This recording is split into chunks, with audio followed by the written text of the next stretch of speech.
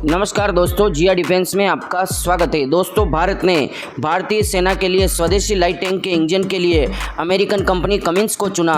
जी हां दोस्तों, भारत ने अपने स्वदेशी लाइट टैंकों के लिए महत्वपूर्ण इंजनों की आपूर्ति के लिए अमेरिकन कंपनी कमिंस का चयन करके अपनी रक्षा क्षमताओं को बढ़ाने के लिए एक महत्वपूर्ण कदम उठाता है। दोस्तों, TOI की रिपोर्ट के अनुसार ऊंचाई वाले क्षेत्रों में चीनी तैनाती का मुकाबला करने के लिए इन हल्के टैंकों की तत्काल आवश्यकता है। दोस्तों, लाइट टैंक बनाने की परियोजना को पिछले साल मंजूरी मिली थी और लार्सन एंड टुब्रो ने प्रोटोटाइप बनाने के लिए रक्षा अनुसंधान और विकास संगठन DRDO के साथ साझेदारी की थी। दुर्भाग्य से इस परियोजना को तब झटका लगा जब एक जर्मन कंपनी, जिसे शुरू में इसके उच्च शक्ति भार अनुपात के कारण इंजन आपूर्ति के लिए चुना गया था, एक समझौते पर नहीं आ सकी। दोस्तों, रक्षा अंदरूनी सूत्रों ने खुलासा किया है कि कई महीनों के बातचीत के बाद जर्मन कंपनी राजनयिक प्रयासों के बाद भी इंजन आपूर्ति की समय सीमा पर प्रतिबद्ध नहीं हो सकी। लाइट टैंकों के विकास प्रक्रियाओं में इस देरी ने अमेरिकन कंपनियों के साथ बातचीत का पता लगाने का निर्णय लिया, जिसके परिणाम स्वरूप अंततः कमिंस की पेशकश को स्वीकार कर लिया गया। दोस्तों, भारतीय सेना ने ऊंचाई वाले लद्दाख में 354 हल्के टैंकों की जरूरत का अनुमान लगाया है।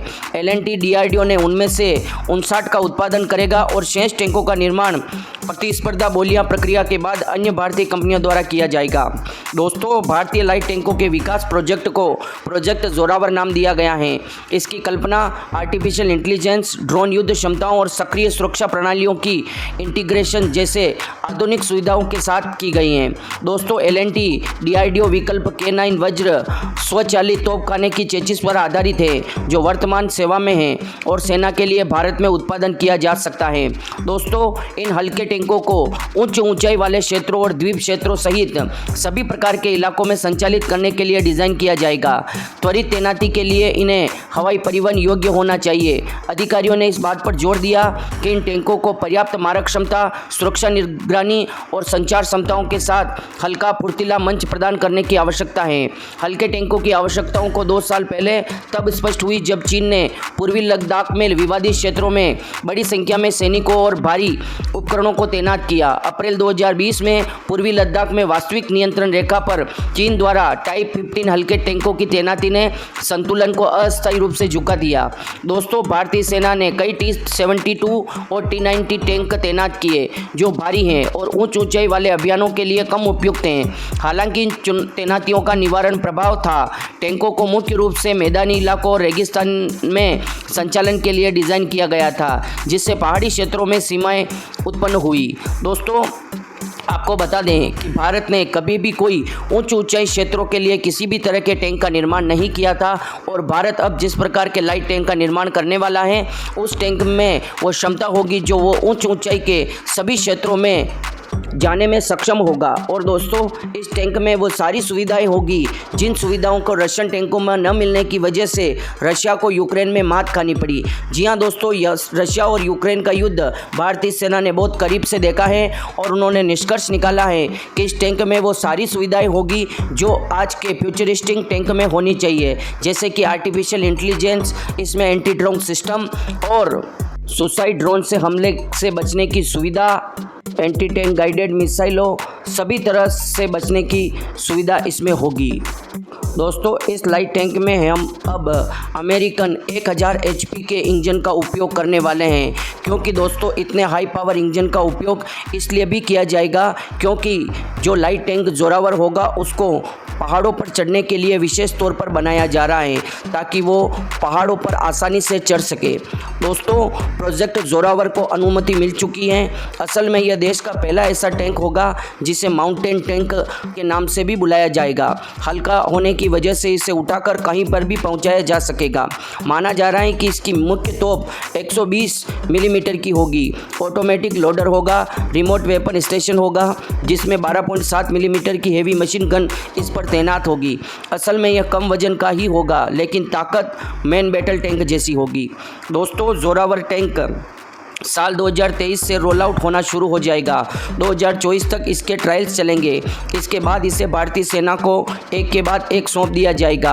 पर दोस्तों अब कुछ देरी हो सकती है, क्योंकि जो जर्मन इंजन मिलने वाला था उसकी वजह से देरी हो चुकी है, और जो 2023 में रोल आउट होने वाला था वो अब 2023 के लास्ट दिसंबर में रोल आउट होगा या 2024 में इसको रोल आउट किया जाएगा।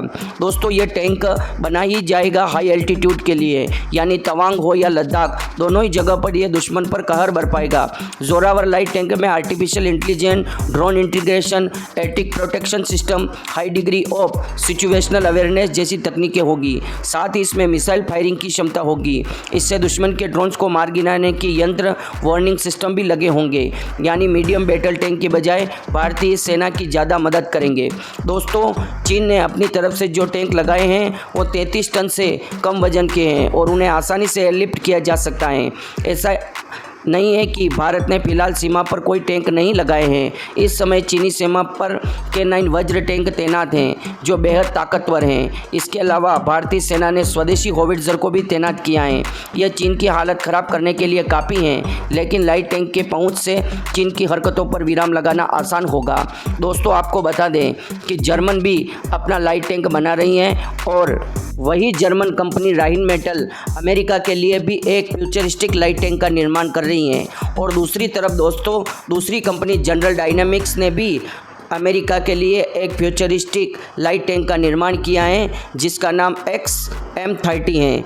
तो दूसरी तरफ दोस्तों M10 कुबर के नाम से एक लाइट टैंक का निर्माण किया गया है जो भी पूरी तरह से फ्यूचरिस्टिक है।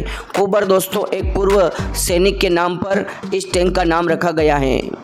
दोस्तों ये भी कहा जा रहा है कि जिस प्रकार से हमने K9 होविट्जर तोप की टेक्नोलॉजी साउथ कोरिया से ली थी L&T के थ्रू, तो दोस्तों जो L&T कंपनी है वो साउथ कोरिया के KF-21 लाइट टैंक को टेक्नोलॉजी ट्रांसफ़र के तहत भारत में निर्माण कर सकती है। और दूसरी तरफ वो K9 वज्र के चेसिस पर आधारित DRDO के साथ मिलकर एक लाइट टैंक के प्रोटोटाइप का निर्माण कर रहे हैं। और भी कंपनियां इस कंपटीशन में भाग लेने वाली हैं, जिसमें दोस्तों टाटा डिफेंस, महिंद्रा डिफेंस और कुछ विदेशी कंपनियां हैं, जिसमें से जनरल डायनामिक्स हो सकती है, अमेरिकन लाइट टैंक बनाने वाली कंपनी, इजरायली लाइट टैंक बनाने वाली कंपनी भी इस टेंडर में भाग ले सकती है।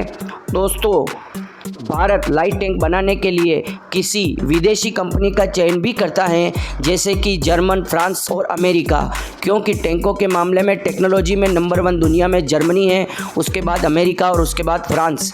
ये तीनों ही देश टैंकों के मामले में अभूतपूर्व टेक्नोलॉजी रखते हैं।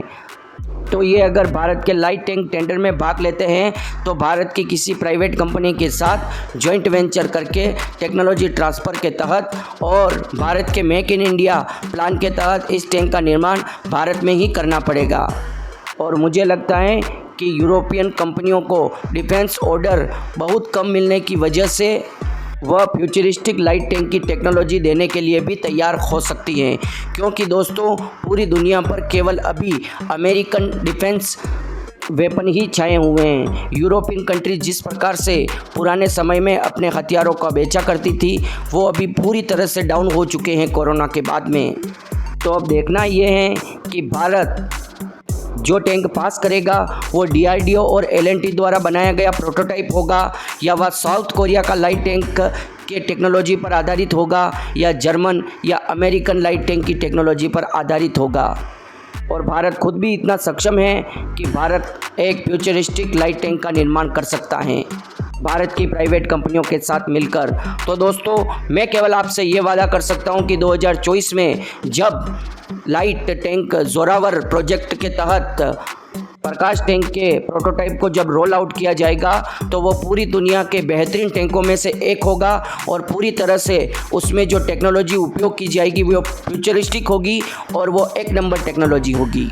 इसकी ताकत का आप अनुमान इसी बात से लगा सकते हैं कि दोस्तों इसमें 1000 हॉर्स पावर के इंजन का उपयोग किया जाएगा, जो इस टैंक को ताकत के साथ साथ टैंक के अंदर उपकरणों को बिजली भी प्रदान करेगा। अमेरिकन कंपनी के कमिंस इंजन बहुत ही बेहतरीन होते हैं और ये पूरी दुनिया में फेमस हैं।